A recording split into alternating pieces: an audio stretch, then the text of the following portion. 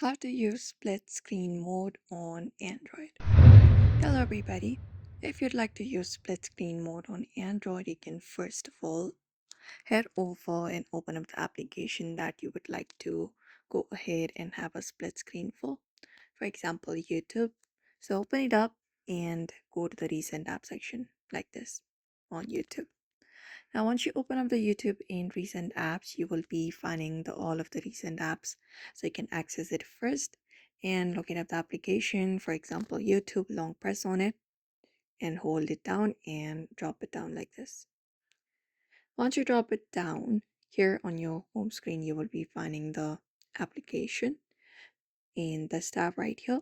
Now, in order to use split screen for that, you may tap on the tab like this, and once you do, there you will be finding a split screen option available.